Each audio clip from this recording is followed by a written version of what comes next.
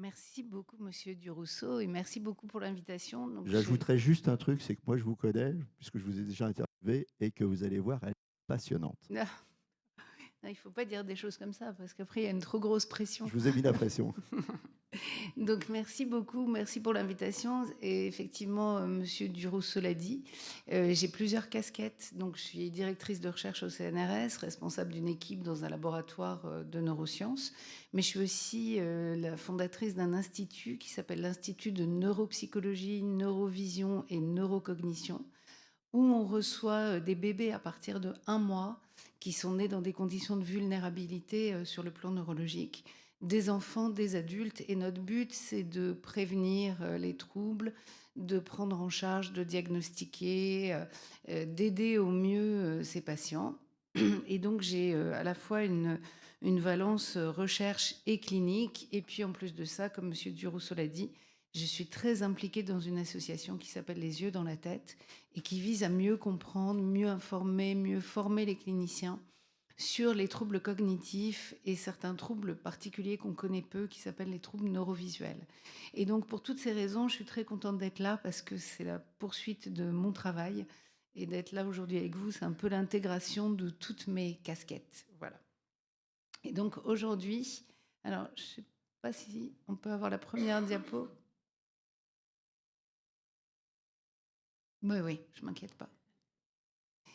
Et donc, du coup, aujourd'hui, comme voilà, vous aviez ce thème de mettre des mots sur des mots, moi, j'ai choisi de vous parler de l'importance de poser un diagnostic dans le domaine des troubles du neurodéveloppement, qui est le domaine que je connais le mieux, et de vous expliquer qu'il y a un monde entre la gêne, le trouble, et que parfois, actuellement, on souffre du fait que ces troubles du neurodéveloppement et ces troubles 10, entre guillemets, ont été très médiatisés. On pourrait se dire, mais ça a été une très bonne chose de les médiatiser, sauf que leur surmédiatisation aboutit à beaucoup d'erreurs diagnostiques et beaucoup de confusion, justement, entre une gêne, un trouble, et c'est ce dont je vais essayer de vous parler. Ah, bah, la télécommande ne marche pas. Du coup, je vais vous dire, parce que visiblement, ça ne marche pas. Donc, avant de vous parler des troubles, des apprentissages et des troubles du neurodéveloppement, je voulais dire un mot sur l'apprentissage. On commence à apprendre déjà in utero. Donc, même par exemple, si on ne perçoit pas visuellement, in utero, les yeux envoient un message au cerveau et le cerveau renvoie un message aux yeux et on a une espèce de rodage du système visuel, même s'il n'y a rien à voir. Et donc, on sait que le bébé va commencer à apprendre, il va commencer à apprendre à écouter, il va commencer à apprendre à toucher, son système visuel va se roder. Et cet apprentissage, il ne va pas s'arrêter tout au long de la vie. Donc, diapositive suivante. Merci. Et donc, par exemple, chez les adultes, si on demande à des adultes d'apprendre à jongler et qu'on les entraîne pendant plusieurs heures par semaine à jongler avec 3 balles, au bout de quelques semaines, on va se rendre compte qu'il y a une petite région dans leur cerveau qui se spécialise chez des adultes qui n'avaient jamais jonglé avant. Tout ça pour vous expliquer que tout apprentissage tout au long de la vie va modifier le cerveau grâce à ce qu'on appelle la plasticité cérébrale. Et si je vous parle de la plasticité cérébrale, c'est aussi parce que lorsqu'on va pouvoir mettre des mots sur des mots, justement, et lorsqu'on va pouvoir faire un diagnostic, c'est aussi ce mécanisme de réorganisation cérébrale, on pourrait dire de flexibilité, d'adaptabilité du cerveau qui va permettre, si on a fait le bon diagnostic, de mettre en place la bonne prise en charge et de pouvoir restaurer une fonction chez des patients qui auraient eu un dysfonctionnement, que ce soit autour de la naissance, dans l'enfance ou même à l'âge adulte. Et donc cette plasticité, on pensait qu'elle était réservée à la toute petite enfance, pas du tout. Jusqu'aux âges les plus avancés de la vie, tout apprentissage, toute expérience modifie le cerveau. Diapositive suivante. Donc, on apprend dans tous les domaines. On croit toujours qu'on apprend qu'à lire, à écrire, à marcher, à parler. Pas du tout. On apprend à voir, on apprend à entendre, on apprend à toucher, on apprend à agir, on apprend à percevoir l'art, on apprend à raisonner, ainsi de suite. Donc, il n'y a pas de limite à nos capacités d'apprentissage. Diapo suivante.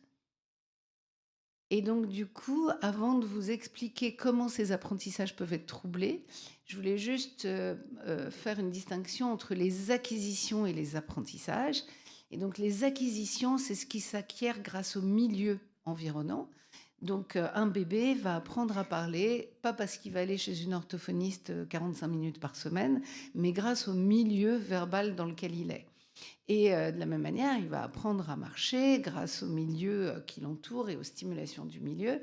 Et donc les acquisitions, c'est ce qu'un enfant va développer grâce aux stimulations naturelles autour de lui. Et un apprentissage, c'est ce qu'il va acquérir grâce à un adulte spécialiste qui va l'éduquer. Donc par exemple, un enseignant à la maternelle ou à l'école. Et vous allez voir, c'est important pour la suite. Donc diapositive suivante. Donc un bébé, il va commencer à faire des acquisitions.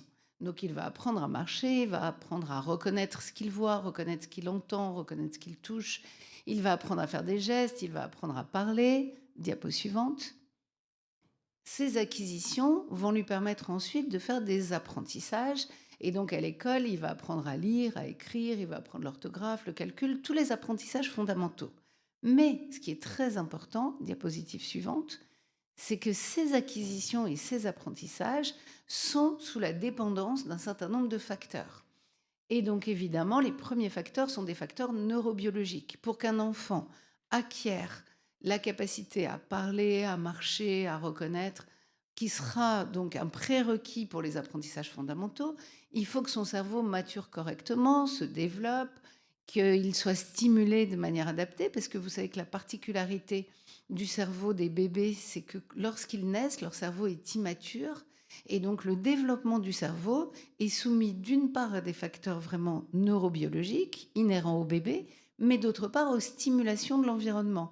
Et donc on le sait, par exemple, les bébés qui ont été dans des orphelinats en Roumanie n'ont pas un développement cérébral qui est attendu parce que pendant un certain nombre de semaines, de mois, immédiatement après la naissance, ils n'ont pas été stimulés comme ils auraient dû. Donc le développement du cerveau, c'est une interaction entre des facteurs neurobiologiques et des stimulations qui sont adaptées. Et donc le cerveau va développer toutes les capacités de sensorimotricité, de perception, d'attention, de raisonnement, de mémoire, etc. Mais c'est pas tout. Diapositive suivante. Les acquisitions et les apprentissages sont aussi sous la dépendance de facteurs psychologiques. Et donc, le cerveau va aussi se développer, et en particulier les processus cognitifs, si le bébé est dans un état émotionnel qui lui permet de recevoir ces stimulations, qui lui permet d'apprendre, qui lui permet de se développer. On dit qu'il faut une certaine disponibilité intellectuelle pour que l'enfant puisse faire ses acquisitions et ses apprentissages, mais il faut aussi que la relation soit de bonne qualité. Si un enfant, à chaque fois qu'il articule mal un mot, il est fouetté, évidemment qu'il ne va pas apprendre à parler comme un enfant qui serait dans un milieu où on va valoriser tous ses premiers mots. Et donc ces facteurs psychologiques, ils ont un effet sur le développement cognitif, ils ont un effet sur les acquisitions, sur les apprentissages, voire même sur le développement du cerveau. Et ça ne s'arrête pas là. Il y a une dernière case, diapo suivante. Ce sont les facteurs culturels. Et donc la culture dans laquelle évolue l'enfant, le niveau socioculturel dans lequel il est, les stimulations auxquelles il est soumis, mais aussi le type d'école dans lequel il est, le type d'enseignement qu'on lui délivre, tout ça va influencer les acquisitions et les apprentissages. Et par exemple, il y a des cultures où il n'y a pas de la dyslexie n'existe pas, tout simplement parce que c'est des cultures où il y a une tradition orale et il n'y a pas de lecture. Et donc du coup, s'il n'y a pas de lecture, il n'y a pas de dyslexie, d'accord? Mais on sait aussi que par exemple, les méthodes de lecture qui vont être employées peuvent, chez certains enfants, créer des gènes pour apprendre à lire qui seront peut-être pas justement des dyslexies, mais qui seront peut-être liées aux méthodes. Et donc, si je vous montre toutes ces cases, c'est pour vous expliquer que, diapositive suivante, que lorsqu'un enfant va être, je pense, diapo suivante, voilà, quand un enfant va présenter des troubles des apprentissages, donc qu'on peut appeler dys, qu'on peut appeler donc dyslexie, dysorthographie, dyscalculie, dysgraphie, etc., mais qu'on pourrait appeler aujourd'hui troubles du neurodéveloppement. Donc au cours du temps, on les a appelés troubles des apprentissages, on les a appelés dys, maintenant on les appelle troubles du neurodéveloppement, mais on parle de la même chose, c'est juste qu'on ne met pas l'accent sur les mêmes choses.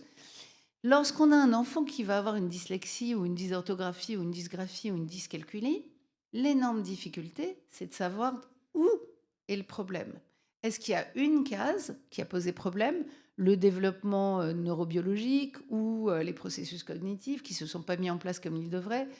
Ou les acquisitions qui ne se sont pas faites comme elles devraient. Donc, par exemple, un enfant qui a un trouble du langage oral est à risque pour un trouble de la lecture. Mais ça peut être aussi des facteurs psychologiques, ça peut être aussi des facteurs culturels, et ça peut être aussi plusieurs facteurs associés. D'accord? Et donc, toute la difficulté des neuropsychologues comme moi qui vont recevoir ces enfants, ça va être d'avoir une vision intégrée du développement de l'enfant et d'essayer de comprendre ce qui a amené à cette difficulté. Et, autre question, est-ce que cette difficulté est une gêne? D'accord? L'enfant est gêné pour lire, mais parce qu'il a un autre trouble, et on va en parler, par exemple visuel, ou est-ce que l'enfant a un véritable trouble de la lecture spécifique, qui n'est pas dû à un trouble primaire qu'on n'aurait pas diagnostiqué? Diapositive suivante. Donc, dès la naissance, l'enfant va faire toutes ses acquisitions, apprendre à voir, apprendre à entendre, apprendre à toucher, apprendre à lier toutes les modalités sensorielles, c'est-à-dire que quand il voit un objet, il sait ce que ça va faire si jamais il va le toucher, apprendre à attraper, à pointer, à imiter, à se déplacer, bref, toutes ces acquisitions. Diapositive suivante. Il va faire ensuite tous ses apprentissages, donc apprendre le prégraphisme, apprendre à manipuler, apprendre à dénombrer, apprendre à compter. Et donc tous ces apprentissages vont dériver directement de toutes les acquisitions qu'il aura faites. Diapositive suivante. Et donc certains enfants vont être gênés au moment des apprentissages pour apprendre à calculer, pour apprendre à lire, pour apprendre à écrire, pour apprendre l'orthographe, pour apprendre, pour faire tous ces apprentissages formels fondamentaux qui vont être proposés à l'école. Donc, historiquement, on a appelé ces troubles des apprentissages. Puis, les gens se sont dit, mais un apprentissage, c'est pas une fonction. Donc, un apprentissage, ça peut pas être troublé. Donc, c'est pas le bon terme. Donc, ensuite, les gens ont utilisé le terme 10. Et ce terme 10, il a été proposé en référence à la neurologie adulte. Vous savez qu'un adulte qui perd le langage, on dit qu'il est aphasique. Ben, on s'est dit qu'un enfant qui n'arrivait pas à apprendre à parler, on allait dire qu'il était dysphasique, c'est-à-dire que son langage était troublé. Et pareil pour la dyslexie, pareil pour la dysorthographie, tous ces troubles, tous ces termes ont été dérivés des troubles acquis chez les adultes. Et donc aujourd'hui, on parle de troubles du neurodéveloppement. Pourquoi? Parce que pendant des années, ces troubles ont été dans le champ de la pédopsychiatrie. Et puis, il y a une dizaine, quinzaine d'années, aux États-Unis, tout le monde s'est accordé à dire que malgré tout, ces enfants qui ont une gêne dans ces fonctions, bah, ces fonctions, elles sont gérées par le cerveau et que donc il fallait remettre le focus sur le cerveau parce qu'en mettant le focus sur les aspects psychiatriques, on n'avait pas abouti à une prise en charge quelconque efficace. Et donc, on est retombé dans le champ de la neurologie et c'est pour ça qu'il s'appelle trouble du neurodéveloppement.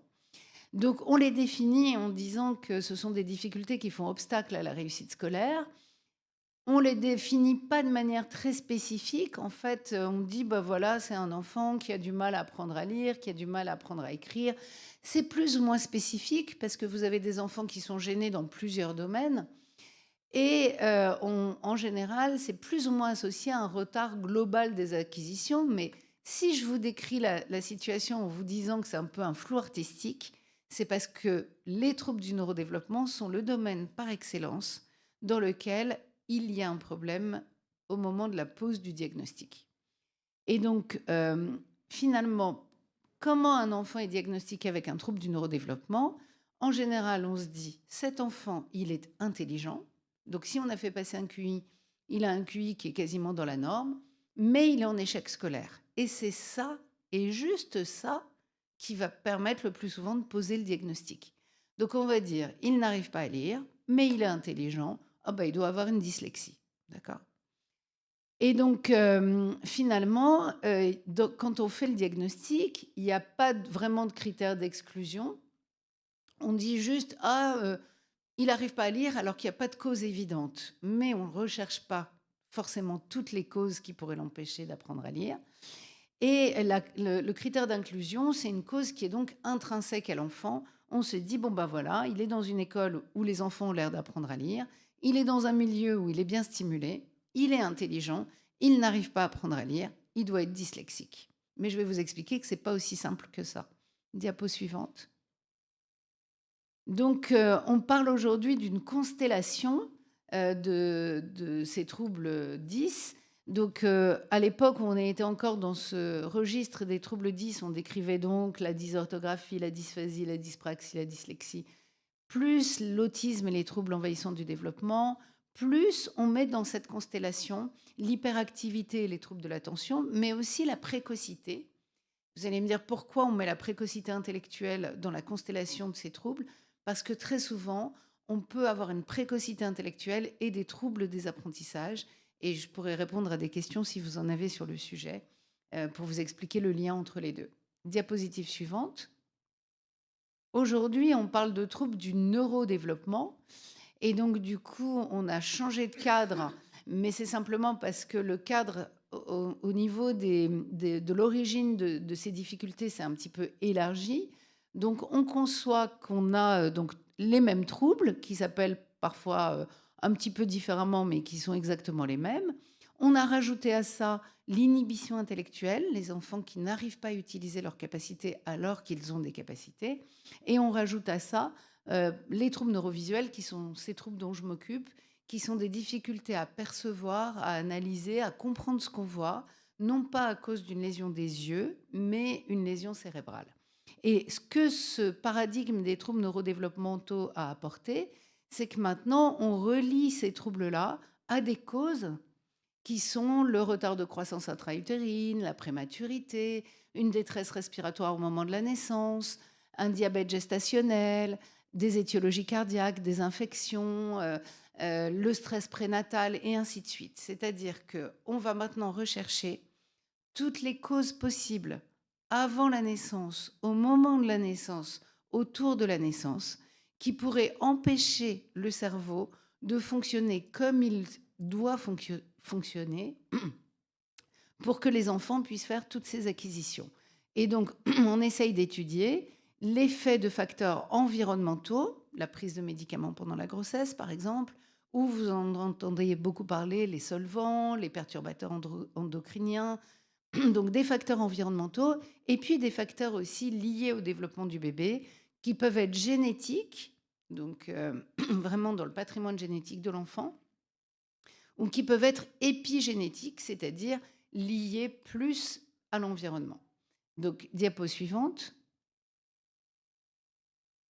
Donc, la prévalence de ces troubles du neurodéveloppement, elle est très variable en fonction des études. Et si elle est très variable, donc il y a des études qui disent qu'il y a 5% de troubles du neurodéveloppement et d'autres études qui arrivent à 15% de troubles du neurodéveloppement, si c'est tellement variable, c'est d'une part parce que, je vous le disais, au fur et à mesure où ces troubles ont été médiatisés, il y a eu une reconnaissance de plus en plus grande de ces difficultés, mais avec des fois aussi un surdiagnostic. C'est-à-dire des gens qui avaient des particularités comportementales qui étaient diagnostiqués avec des traits autistiques ou un syndrome d'Asperger, des gens qui avaient une gêne pour apprendre à lire qui étaient diagnostiqués dyslexiques, des gens qui ont un peu du mal à se contrôler qui sont diagnostiqués avec des troubles de l'attention et une hyperactivité, et ainsi de suite. Et donc du coup, les critères diagnostiques sont tellement flous qu'on a une prolifération du nombre d'enfants qui sont identifiés avec des troubles du neurodéveloppement. Et toute la difficulté aujourd'hui, c'est de savoir si tous ces enfants qui sont diagnostiqués avec ces troubles ont réellement ces troubles-là, ou si justement, comme je vous l'ai montré tout au début, ils ont été victimes de difficultés dans une des cases que je vous ai montrées, qui va les gêner au moment des apprentissages, mais qui n'est pas un véritable trouble en soi de la lecture ou de l'écriture ou de l'orthographe ou de l'attention. Par exemple, on sait qu'aujourd'hui, je vous donne l'exemple des troubles de l'attention, il y a une inflation de diagnostics de troubles de l'attention et d'hyperactivité.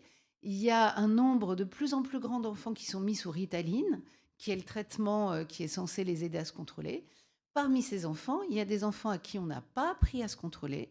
Il y a des enfants qui étaient dans un milieu dans lequel voilà, les limites étaient un peu floues. Il y a des enfants qui sont dans des classes de 35 où on ne peut pas supporter le moindre enfant qui se comporte un peu différemment. Donc il y a des tas de facteurs environnementaux, culturels, familiaux, d'éducation qui peuvent aboutir à un diagnostic de trouble de l'attention chez des enfants qui n'ont pas de trouble de l'attention en soi. D'accord ? Donc, diapositive suivante. Donc, on a un problème de définition et de critères diagnostiques aujourd'hui, parce que finalement, en termes de signes, de sémiologie, la seule chose qui permet de dire, pour l'instant, de faire le diagnostic, c'est comme je vous le disais, de se dire, il n'y a pas de déficience intellectuelle, il y a une discordance entre le QI et la performance scolaire. À l'école, ça ne marche pas comme ça devrait marcher. Et parfois, il y a des dissociations au QI entre des domaines qui marchent très bien, par exemple le langage, et d'autres domaines, par exemple le domaine visio-spatial, qui marchent moins bien. Et finalement, ces enfants, ils se retrouvent avec un diagnostic de trouble neurodéveloppemental ou de trouble des apprentissages ou de trouble 10, ça revient au même. Tout simplement parce qu'on se dit qu'ils ne réussissent pas à l'école comme ils devraient réussir. Mais finalement, en termes de spécificité, c'est pas forcément très spécifique. En termes de comorbidité, on a des enfants qui ont plein de gènes, qui ont des difficultés sur le plan attentionnel, qui ont un peu de mal à apprendre à lire, qui sont pas très forts en orthographe, mais qui à côté de ça sont intelligents. Donc on est face à des troubles très peu spécifiques et de plus en plus, il y a des enfants qui sont diagnostiqués multi-10, c'est-à-dire avec plein de 10, tout simplement parce qu'on ne comprend pas très bien ce qui se passe et au lieu d'aller chercher une origine commune à toutes les gènes, eh ben on va les mettre dans une nouvelle case qui s'appelle multi-10. Et donc, vous avez bien compris que la problématique de ces troubles du neurodéveloppement, c'est une problématique de case. Donc, on se dit, il a du mal à lire, il est dyslexique. Il a du mal à faire attention, il a un trouble de l'attention. Il a plusieurs choses, il est multi-10. Et en faisant ça, on se dit qu'on a réglé le problème. Mais ce n'est pas exactement la réalité. Diapositive suivante. Donc, la notion de trouble, elle est importante à poser, d'accord ?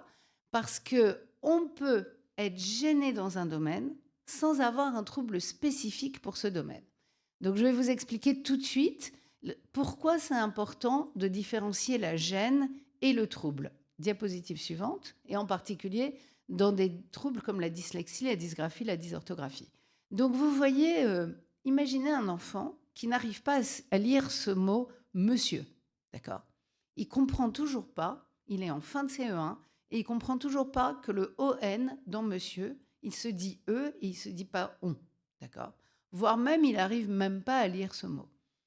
Cet enfant qui lit pas monsieur, il peut très bien avoir un trouble visuel, c'est-à-dire qu'il se peut très bien qu'il ait un trouble de la mémoire visuelle et qu'il n'arrive pas à mémoriser l'orthographe du mot monsieur et se souvenir que c'est un mot irrégulier, d'accord ? Première origine. Deuxième origine, il peut avoir un trouble du langage au départ. Et donc, du coup, c'est son trouble du langage qui va l'empêcher de traduire chaque lettre en un son. Évidemment, je ne vous l'ai pas dit, il peut avoir un trouble visuel de base, c'est-à-dire ne pas voir les lettres ou ne pas reconnaître les lettres. Trouble visuel, ophtalmologique ou neurovisuel. Il peut avoir un trouble attentionnel, c'est-à-dire qu'au moment où il explore le mot, il ne pose pas ses yeux au bon endroit, il va regarder à côté, il ne regarde pas comme il faudrait, il n'a pas fait attention les fois où on lui a appris ça. Donc c'est son problème attentionnel qui va le gêner. Il peut avoir un problème affectif, c'est-à-dire que cet enfant, il est pris par une problématique gravissime, enfin en tout cas pour lui, affective, qui l'empêche d'être disponible pour les apprentissages. Donc on lui a répété 1000 fois que monsieur, ça se disait monsieur et pas monsieur, mais lui, il est tellement pris par sa problématique affective qu'il n'est pas disponible pour ça. D'accord ? Il peut avoir un problème de motivation, c'est-à-dire pourquoi il apprendrait à lire alors que lui, il a envie d'aller jouer, de faire autre chose. Il est encore très immature, il ne voit pas l'intérêt d'apprendre à lire monsieur. Après tout, quand est-ce que ça va lui servir ? Donc c'est peut-être simplement qu'il n'est pas motivé. Et vous avez vu, toutes ces causes-là ne sont pas directement une dyslexie. La dyslexie, c'est juste l'incapacité à apprendre, à convertir un signe écrit en un son. C'est un trouble spécifique de la région du cerveau qui fait ça. Mais l'enfant qui est gêné pour lire monsieur, il peut avoir sa gêne peut venir de plein d'origines différentes. Et donc, on peut être gêné pour apprendre à lire sans avoir de dyslexie. d'accord? C'est bien là le problème. C'est que quand ensuite on va recevoir un enfant comme ça, si on considère que parce qu'il n'a pas pu lire monsieur, il est dyslexique, alors du coup, on va l'envoyer chez une orthophoniste qui, elle, va le recevoir avec cette étiquette de dyslexie. Elle va mettre en place une rééducation pour une dyslexie. Et au bout de 6 mois, 1 an, 2 ans, on va se rendre compte que cet enfant, il apprend toujours pas à lire parce que peut-être que le problème, c'est qu'il a un problème visuel et qu'il reconnaît pas les lettres. Et que si on ne lui apprend pas à les reconnaître, il ne va pas pouvoir apprendre à lire, d'accord? Ou bien il a un problème, moi je vois, et ça ne choquera pas monsieur Durousseau, je vois des enfants qui ont des handicaps visuels massifs, encore aujourd'hui, qui n'ont pas été diagnostiqués au moment de l'apprentissage de la lecture. Et donc du coup, on va s'acharner à les rééduquer comme des dyslexiques, alors que le problème, il est purement au niveau des yeux ou au niveau des aires visuelles. Donc diapositive suivante, tout ça pour vous dire que le fait de poser un diagnostic, c'est absolument crucial parce qu'on ne peut pas considérer qu'un enfant a un trouble des apprentissages juste parce qu'il ne réussit pas à l'école comme il devrait. On doit faire l'effort d'aller chercher quelle est l'origine de son trouble. Et là, j'attire votre attention sur le fait que lorsqu'on fait passer, par exemple, un QI à un enfant qui a un problème visuel ou verbal ou auditif ou quoi que ce soit qu'on n'a pas diagnostiqué, on le met à risque pour le diagnostiquer avec une déficience intellectuelle, alors qu'en réalité, il a une gêne sur le plan instrumental. Quand on dit instrumental, c'est moteur, visuel, auditif, attentionnel, peu importe. Et que c'est cette gêne qui va le gêner pendant la réalisation des tests, qui va faire croire qu'il a une déficience intellectuelle. Donc cette question du diagnostic, elle est cruciale pour tout le monde. Diapositive suivante. Donc le but du bilan neuropsychologique, c'est justement d'aller rechercher quelle est l'étape qui dysfonctionne, sachant que cette étape, elle peut être partout parmi le schéma que je vous ai montré tout à l'heure. Donc le neuropsychologue, il ne va pas se cantonner au processus cognitif, il va aussi essayer de comprendre si, associé à la gêne, il n'y a pas un problème sur le plan, on va dire, culturel en général, mais qui inclut tout, l'école, les méthodes, la famille, le milieu, les stimulations, tout, sur le plan affectif et psychologique, sur le plan neurobiologique ou sur le plan purement cognitif. Et donc, ce qu'on va faire, c'est qu'on va rechercher non seulement quelle est l'étape précise qui est déficitaire, mais on va aussi aller chercher quelles sont les capacités qui fonctionnent bien. Pourquoi ?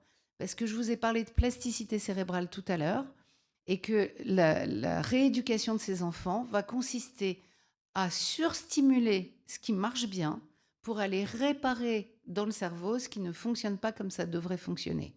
Et donc, on a besoin de faire le diagnostic de ce qui est dysfonctionnel et de quelle est l'étape qui pose problème. Et on a besoin aussi de savoir tout ce qui marche bien, parce que c'est de ça dont on va se servir pour aller rééduquer ce qui ne marche pas. Donc, on va rechercher des signes associés, des troubles dans différents domaines, ou au contraire des dissociations, un enfant qui réussit parfaitement dans un domaine et qui échoue dans un autre. Et puis, évidemment, il y a toujours à la clé une suspicion de dysfonction au niveau cérébral. Alors, ce n'est pas un gros mot, ce n'est pas qu'on va rechercher un AVC, forcément une grosse lésion, c'est qu'il ne faut jamais oublier que les apprentissages, ils sont permis par le cerveau et que s'ils ne se font pas comme ils devraient, c'est qu'il y a dans le cerveau quelque chose qui ne fonctionne pas comme ça devrait. Et notre travail, c'est de comprendre quoi et d'aller le restaurer. Diapositive suivante.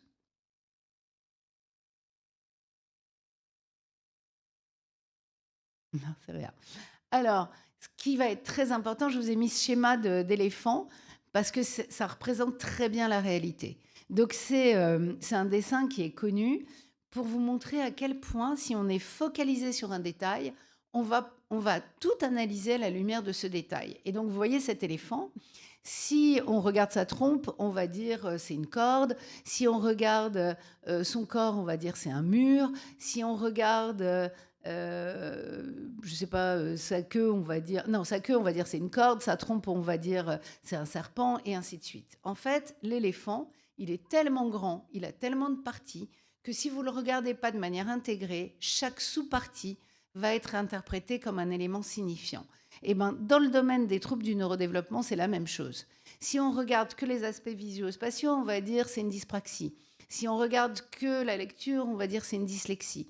Si on regarde que l'attention, on va dire c'est un trouble de l'attention, et ainsi de suite. Et parfois, on a découpé l'enfant en petits morceaux comme ça, et on dit ah bah il est multidis, voilà, il a plein de troubles. Sauf que parfois, c'est un trouble qui génère toutes ces gènes. Donc l'enfant n'a pas 10 troubles, il a un trouble, qu'il soit visuel, auditif, du langage, peu importe, d'une grande fonction, qui donne des gènes dans plusieurs domaines. Mais un trouble qui donne plusieurs gènes, pour un enfant, c'est pas du tout la même chose que de lui dire tu as plein de troubles. C'est pas non plus la même chose pour l'école, c'est pas non plus la même chose pour les parents. Donc du coup, on a une responsabilité d'aller chercher le trouble qui gêne dans différents domaines avant de dire ah ben non, moi j'ai diagnostiqué ça, ça, ça, ça, et l'enfant se retrouve avec 10 troubles, 10 rééducations, alors que c'est pas du tout la réalité clinique. Diapositive suivante. Donc du coup, c'est important de poser un diagnostic précis dans les troubles du neurodéveloppement. Premièrement, pour éviter les confusions diagnostiques, je ne vous raconte pas combien d'enfants sont dans des IME, simplement parce qu'ils ne peuvent pas être à l'école, sans diagnostic clair posé, avec une prise en charge qui dépend de la nature de l'IME, plutôt pour des troubles autistiques, plutôt pour des troubles du langage. Ils sont là, ils n'ont pas eu de diagnostic précis, mais ils sont là parce qu'ils ne pouvaient pas rester à l'école. Et que, au fur et à mesure, la dernière étape, c'est l'IME. Mais sachez que dans les IME, il n'y a pas forcément de personnes qui posent un véritable diagnostic. Ils se retrouvent là par défaut, ces enfants. Donc du coup, pour éviter les confusions diagnostiques, parce que c'est pas du tout la même chose de rééduquer par exemple un trouble neurovisuel et une dyslexie, pour réduire l'errance médicale, pour mettre en place les aménagements et les prises en charge adaptées le plus tôt possible, parce que c'est une chose de prendre les enfants précocement, mais il faut encore les rééduquer pour ce qu'ils ont et pas pour quelque chose qui ne correspond pas, pour faire reconnaître le trouble par l'enfant, par sa famille, par l'école, par ses pairs, par les autres élèves. Si vous expliquez à l'école et aux autres enfants ce qu'est le trouble, il faut vraiment qu'il y ait un vrai diagnostic qui ait été posé, parce qu'il n'y a rien de pire pour un enfant que d'être aidé pour un trouble qu'il n'a pas, alors qu'il est gêné pour autre chose. Du coup, il n'est même pas reconnu dans ce qu'il est. Donc, pour améliorer les capacités métacognitives, alors c'est pas un gros mot, je vous explique ce que c'est. La métacognition, c'est la connaissance de notre propre fonctionnement cognitif. Donc, un enfant, il a besoin de savoir ce qu'il arrive à faire, ce pourquoi il est gêné, pourquoi il est gêné pour le faire, comment on va l'aider pour qu'il ne soit plus gêné pour le faire. Et tout ça, ça va lui permettre d'apprendre comment sont ses capacités, comment il doit s'en servir. Et c'est ça qui est le socle de l'estime de soi. Si on a une certaine confiance en nous, c'est parce qu'on sait ce qu'on sait et on sait ce qu'on ne sait pas. Et l'enfant, il a besoin d'être dans cette situation aussi. Et puis évidemment, pour améliorer le dépistage et la compréhension des troubles, parce que tant que les troubles ne seront pas diagnostiqués comme ils devraient, du coup, les données épidémiologiques, elles valent ce qu'elles valent. Vous voyez, elles ne sont pas forcément très fiables. Et donc, du coup, même pour des aspects cliniques, de recherche clinique, d'épidémiologie, on a besoin que les diagnostics soient posés de manière plus stricte, plus précise, pas seulement pour les patients, mais pour tout le monde, en termes de santé publique. Et puis, évidemment, aussi pour prévenir des troubles associés. Donc, je vous donne un exemple. Si un enfant est né prématurément, il a un risque d'avoir une dysfonction dans des lobes qu'on appelle les lobes pariétaux, qui sont ici, et qui vont gérer plusieurs fonctions. Par exemple, l'écriture, par exemple, le calcul, le toucher, la reconnaissance au toucher, le geste, l'espace. Et donc, si on fait le diagnostic de ce type de difficulté chez un enfant prématuré, grand prématuré, on va pouvoir se dire, ah, attention, il a une fragilité dans ses lobes pariétaux. Il va falloir être très vigilant à tous les domaines qui peuvent être touchés. Le geste, le calcul, l'écriture, l'attention, tout ça est lié à une seule chose. Il n'est pas dyspraxique, trouble de l'attention, dyscalculique, etc. Donc c'est important aussi de faire le bon diagnostic parce qu'on va être très vigilant sur ce qui pourrait arriver. Et si à l'hôpital, on prend en charge les bébés à partir de 1 mois, c'est que le but, c'est de pouvoir prévenir l'apparition de troubles avant que l'enfant soit en situation d'apprendre à calculer, d'apprendre à écrire. On va rééduquer ses fonctions au niveau, et c'est pour ça que je vous ai montré les premières diapos au début, au niveau des acquisitions, avant qu'on soit au niveau des apprentissages. Diapositive suivante. Donc, comment améliorer le diagnostic, puisque c'est une question vraiment cruciale. Il y a aujourd'hui, et les gens ne le savent pas assez, de nouvelles structures qui ont été mises en place qui s'appellent les plateformes de coordination et d'orientation. On les appelle PCO. Il y en a au moins une par département. Il y en a une à Paris, par exemple. Et ces plateformes, elles sont constituées d'un médecin et de professionnels spécialisés dans les troubles du neurodéveloppement, psychologues, psychomotriciens, orthophonistes, éventuellement ergothérapeutes. Et leur rôle, c'est de recevoir des enfants qui sont adressés par le médecin de première ligne, soit le médecin généraliste, soit le pédiatre, qui suspectent quelque chose. Et le médecin suspecte les troubles grâce, vous voyez, au livret de repérage qui a été édité par la délégation interministérielle à l'autisme et aux troubles du neurodéveloppement. J'en profite pour faire une parenthèse. Quand j'ai été invitée pour la journée, du coup, j'ai mis en relation votre association avec la délégation, parce qu'elle s'appelle interministérielle. Donc, je me suis dit, c'est quand même bien que vous soyez en lien. Et cette délégation interministérielle à l'autisme et aux troubles du neurodéveloppement, elle édite un livret de repérage auquel j'ai participé, qui permet, grâce à des questionnaires adaptés à chaque âge, 6 mois, 12 mois, 18 mois, 2 ans, 3 ans, 6 ans, qui permet aux médecins de première ligne de poser ces questions et de dépister des enfants qui vont être adressés ensuite aux plateformes de coordination et d'orientation, qui vont, elles, faire le diagnostic du trouble et ensuite adresser à des cliniciens en ville pour la prise en charge. Moi, de mon côté, je travaille beaucoup, justement, grâce à l'association Les Yeux dans la tête, à la formation et l'information des cliniciens, des enseignants, donc je me déplace dans les écoles, des familles. Le but étant de sensibiliser, et c'est pour ça que je suis là aujourd'hui, un maximum de gens à la nécessité de poser le bon diagnostic dans les troubles du neurodéveloppement pour pouvoir guider les parents qui sont dans une errance diagnostique inimaginable, pour pouvoir superviser les cliniciens et les aider dans leur prise en charge. Et donc, le projet qu'on a avec l'association, mais encore faut-il qu'on trouve les financements, c'est de pouvoir envoyer des équipes mobiles dans les écoles, y compris dans les écoles maternelles. Donc, on a déjà des collaborations avec les PMI qui, dans certains départements, vont dépister des troubles déjà. Donc, l'idée, c'est d'avoir des équipes mobiles qui pourraient aller faire du dépistage pour que, enfin, le bon diagnostic soit posé pour chaque enfant et que la bonne prise en charge puisse être mise en place, plutôt que, encore la semaine dernière, vous voyez, j'ai été contactée par une jeune adulte qui, à l'entrée dans la vie professionnelle, finalement découvre qu'elle a probablement un trouble neurodéveloppemental qui n'a pas été correctement diagnostiqué dans l'enfance. Parce que c'est souvent au passage de la vie d'enfant à la vie professionnelle adulte que les jeunes adultes se rendent compte qu'ils ont un trouble qui est resté inexploré, non pris en charge et qui les gêne. Diapositive suivante. Je crois que c'est la dernière. Voilà. C'est la diapositive de l'association, juste, et mon mail pour voilà, toutes les personnes qui seraient intéressées. Merci beaucoup. Je vous remercie. Alors, est-ce que je vous avais menti? Je vous avais dit qu'elle était passionnante. Vous n'avez pas menti? Non, je n'avais pas menti. Hein, je ne suis pas un menteur quand même. Bon. Pas sûr. Je suis un gros menteur, comme tous les journalistes. Écoutez, on a débordé un petit peu, mais comme les tables rondes sont longues, on peut être un peu élastique, hein, avec le timing.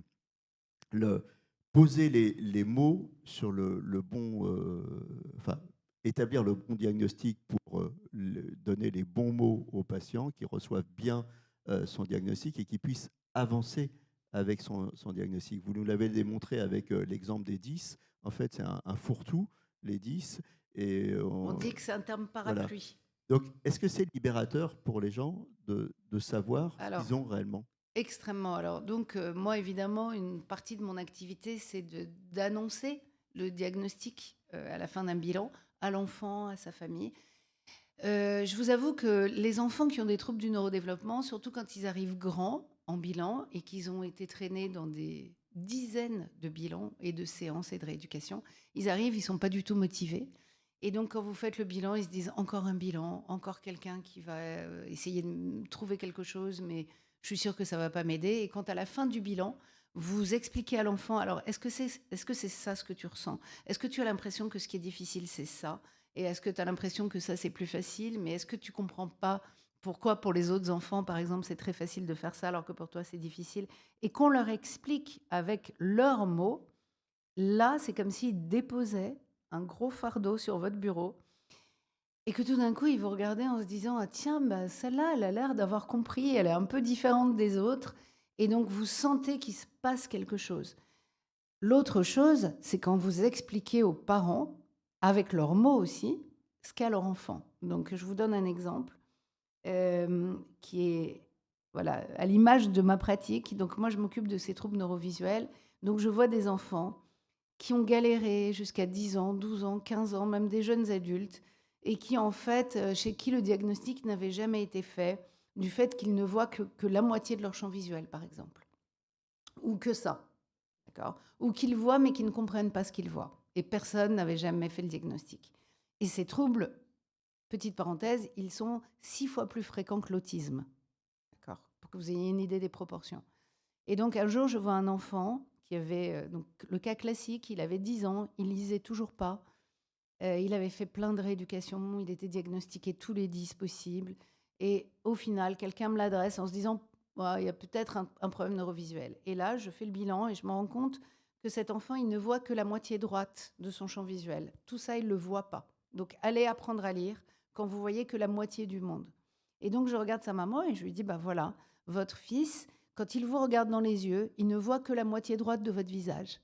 Et là, la mère me regarde et elle se tourne vers son fils et elle lui dit: «Mais tu m'as jamais dit que quand tu me regardes dans les yeux, tu vois que la moitié droite de mon visage?» Et là, son fils lui dit: «Mais tu m'as jamais dit que quand on regarde quelqu'un dans les yeux, on doit voir les 2 moitiés du visage». D'accord? Et donc ça, c'est une scène classique. C'est-à-dire qu'il y a des choses évidentes qui peuvent passer inaperçues, même à Paris, même en France, même dans les grandes villes, qui vont gêner les enfants pendant des années, qui vont les empêcher d'apprendre à lire, à compter, à se déplacer, ils vont se cogner, ils vont tomber. Le diagnostic n'a jamais été fait, personne a imaginé qu'il pouvait y avoir ce type de trouble, parce que les enfants grandissent avec des difficultés dont ils ne savent pas qu'ils ne devraient pas les avoir. Donc quand on dit poser des mots sur des mots, c'est pas juste poser des mots MOTS sur des mots MAUX, c'est poser des mots sur un vécu. C'est-à-dire les enfants ne savent pas que les gens ne vivent pas la même vie qu'eux. Donc c'est poser des mots sur un comportement, sur un Ça vécu, veut dire sur... aussi, et c'est la notion de diagnostic intégré, qu'il faut entendre les mots du patient.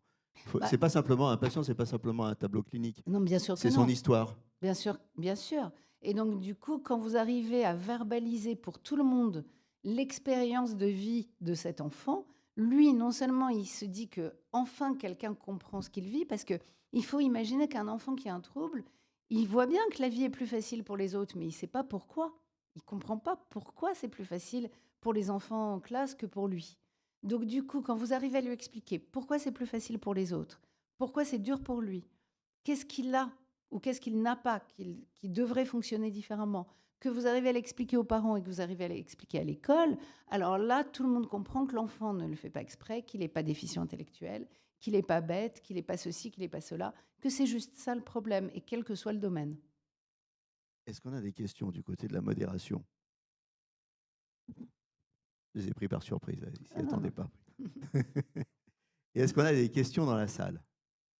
Alors, oui, j'ai entendu oui, mais moi, vous savez, je vois pas bien, hein. Allez, là-bas. Alors, Bonjour. attendez, on va essayer de vous passer un micro pour que les gens à distance vous entendent. Ils ne vont pas vous voir, mais ils vont Sinon, je vous peux entendre. répéter la question. Bonjour. Bonjour. Une fois que le diagnostic a été posé, donc je suppose que c'est des tests que Bah, c'est un ensemble, c'est tout, l'examen clinique, les tests, tout. voilà. Donc admettons que les personnes soient Diagnostiqué. donc diagnostiquées dyslexiques ou autres, est-ce qu'on les à vie? Non. Alors ça, c'est ce qu'on a raconté aux gens. C'est ce qui est encore dans certains manuels, comme le DSM. Non. Donc, le changement de paradigme, et merci pour la question, parce que le changement de paradigme de la pédopsychiatrie à la neuropédiatrie, c'est l'idée aussi qu'on est face à des troubles qui sont liés au cerveau, que le cerveau est plastique, que si on rééduque une hémiplégie, une aphasie, une amnésie chez un adulte de 80 ans qui a eu un AVC, moi qui viens du monde de l'adulte, on ne va pas me dire qu'un enfant qui grandit avec ce type de difficulté, on ne peut pas restaurer ses fonctions. Donc non, ma conviction, et enfin, c'est plus qu'une conviction, parce que nous, c'est quand même ce qu'on fait depuis des dizaines d'années, c'est que l'étape la plus importante, c'est le diagnostic.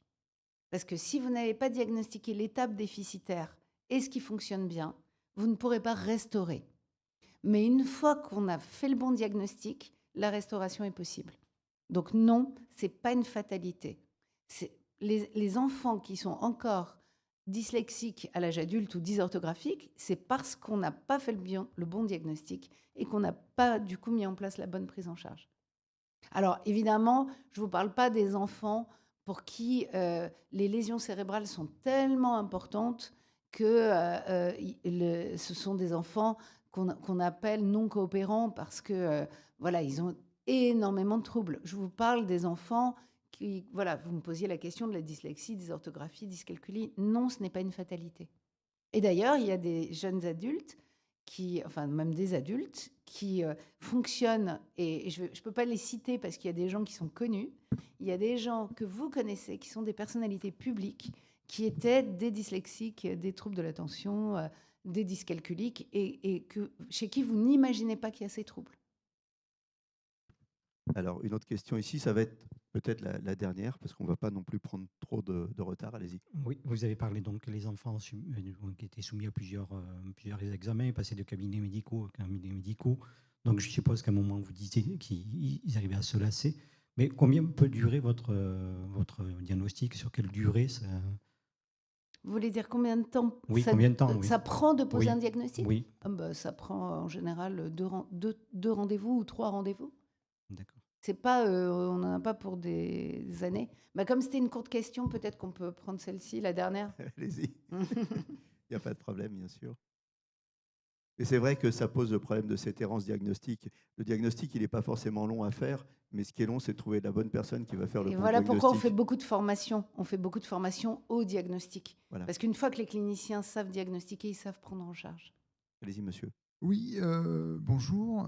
Donc Sébastien Imbert, je suis infirme moteur cérébral, donc de naissance. Et en fait, votre exposé me paraît très intéressant. Mais ce que je voulais savoir, c'est est-ce que l'aspect rééducation peut être entamé chez l'adulte? Parce que vous avez beaucoup parlé de l'enfant, mais est-ce que, par exemple, chez quelqu'un comme moi, pour parler simplement, est-ce que ce serait quelque chose de profitable? Est-ce que...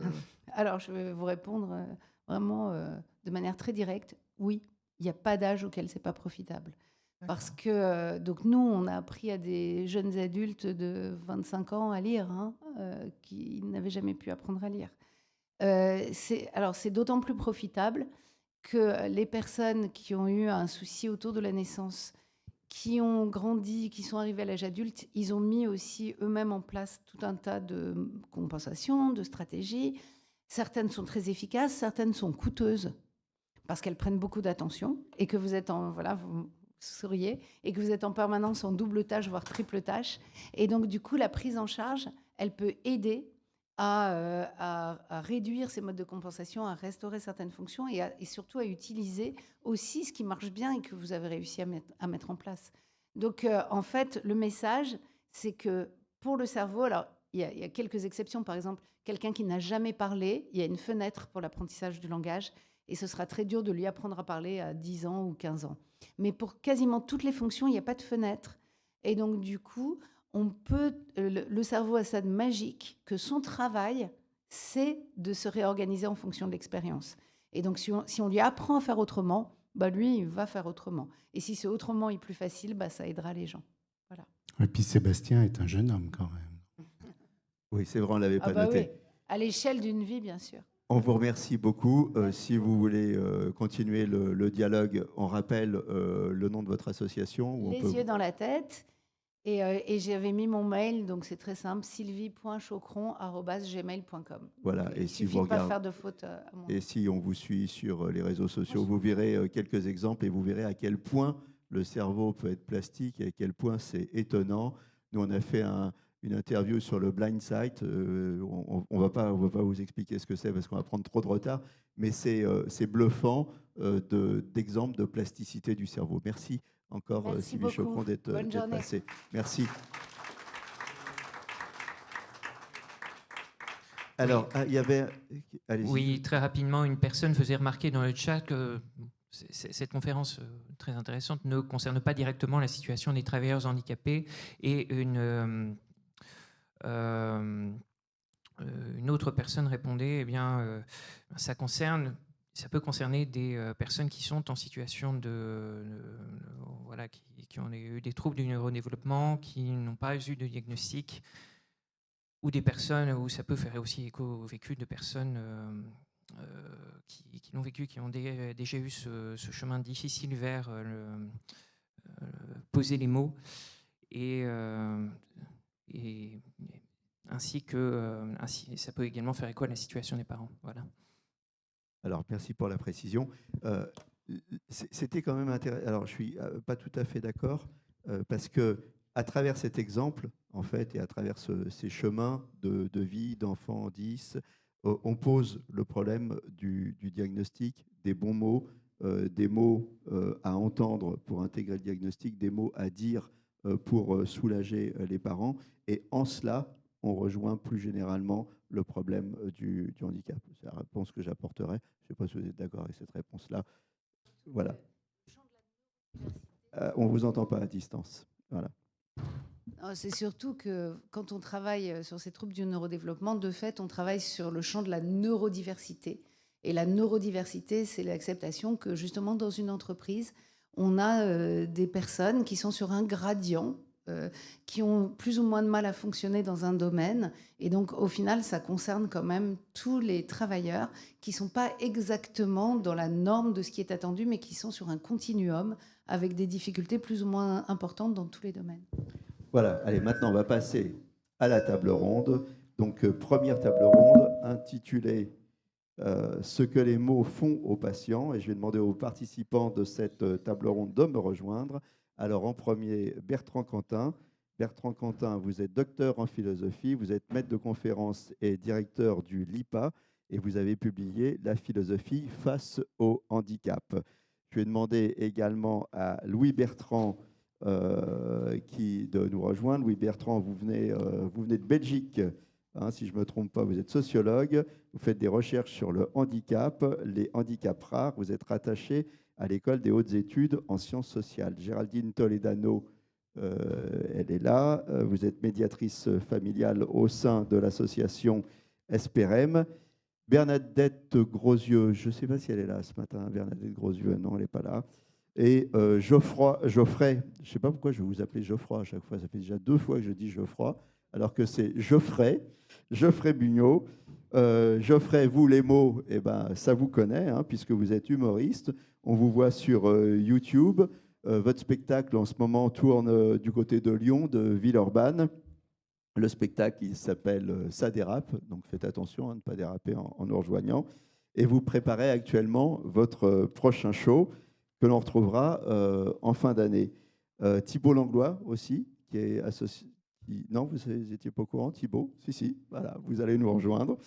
Vous êtes agent du ministère des Finances et vous êtes adhérent de l'APA Finance. Alors, cette table ronde, on a une grosse heure et demie ensemble. C'est Bertrand Cantin, philosophe, qui va intervenir en premier pour planter le décor et préciser un certain nombre de notions qui seront utiles au débat. Puis ensuite, on va entamer la discussion avec les différents intervenants. Et après le dernier tour d'horizon qu'on va faire avec les intervenants, on va ouvrir les questions avec la salle. Alors avant de passer la parole à Bertrand Cantin, une petite digression sur l'importance des mots. En fait, les mots, c'est important de connaître les mots, leur définition, pas simplement leur définition, leur ressenti, la manière dont les mots et les notions sociales évoluent avec les mots. Alors, je cherchais un exemple pour caractériser ça. Si je vous dis anormal, par exemple, la définition d'anormal, c'est hors norme. Et le ressenti, par contre, lui, il est péjoratif, il est stigmatisant, il est excluant. Euh, L'évolution sociale, en plus, fait que de plus en plus, on refuse les normes, on refuse d'être mis dans des boîtes. Donc ça montre bien que l'utilisation des mots, elle est extrêmement sensible et c'est important de s'entendre sur les mots, de comprendre les mots d'autant plus qu'ils sont l'outil indispensable du dialogue, l'outil indispensable du diagnostic. On l'a vu avec Sylvie Chocron, un patient qui explique bien ce qu'il a, un médecin qui écoute bien son patient, qui lui pose la bonne question, bah, c'est l'outil du dialogue et c'est le début du bon diagnostic. On ne peut pas se comprendre si on n'a pas les bons outils et si on ne peut pas dialoguer ensemble. Voilà, donc en conclusion, les mots sont à manier avec une extrême précaution, mais moi je ne suis pas philosophe et donc je vais vous passer la parole, Bertrand Cantin, pour que vous nous expliquiez mieux tout ça, en tout cas beaucoup mieux que moi. On l'applaudit quand même.